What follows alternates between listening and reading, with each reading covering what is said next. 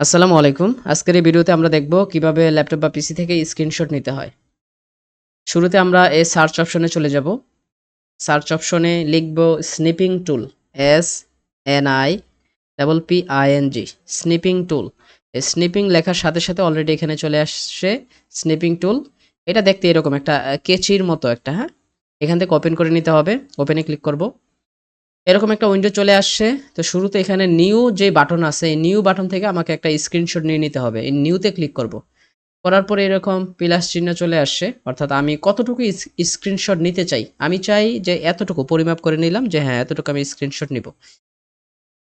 এখন এটাকে সেভ করতে হবে। সেভ দুইভাবে করা যায়। কিবোর্ড থেকে কন্ট্রোল এস, এই যে এইটা হচ্ছে সেভের আইকন।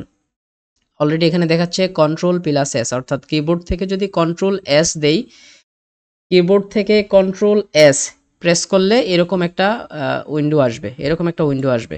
অথবা আমি যদি এখান থেকেও ক্লিক করি, এরকম একটা উইন্ডো আসবে। এখন আমি চাচ্ছি যে এটা সেভ করব কোথায়? সেভ করে রাখবো ডেস্কটপে, অসুবিধা নাই। এবং এটার একটা নাম দিয়ে দেওয়া যাক। আমি নাম দিলাম, এটার নাম হচ্ছে 1। তারপরে এটা কি টাইপের সেভ করব? ৩ টা অপশন আছে। একটা হচ্ছে পিএনজি তে সেভ করতে চাচ্ছি, নাকি জেপিজি তে, নাকি জিপ ফাইলে। আমি আপাতত জেপিজি তে সেভ করতে চাচ্ছি। জেপিজি এবং পিএনজি দুইটাই হচ্ছে পিকচারের ফরম্যাট, কোনো অসুবিধা নাই।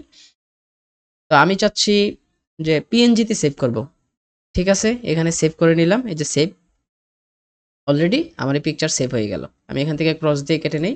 এখন এই যেখানে ডেস্কটপে যে আমি সেভ করলাম, এটা কোথায়? এই যে সেই ডেস্কটপ, যেখানে নাম কি আছে 1.png। আমি যদি ক্লিক করি, আমি দেখতে পাচ্ছি যে হ্যাঁ, এই পিকচারটা অলরেডি স্ক্রিনশট নিয়ে একটা পিকচার আমি তৈরি করতে পেরেছি। এবং আমি আশা করছি এই ভিডিও থেকে আমরা শিখতে পেরেছি কিভাবে ল্যাপটপ বা পিসি থেকে একটা স্ক্রিনশট নিতে হয়। ধন্যবাদ সবাইকে।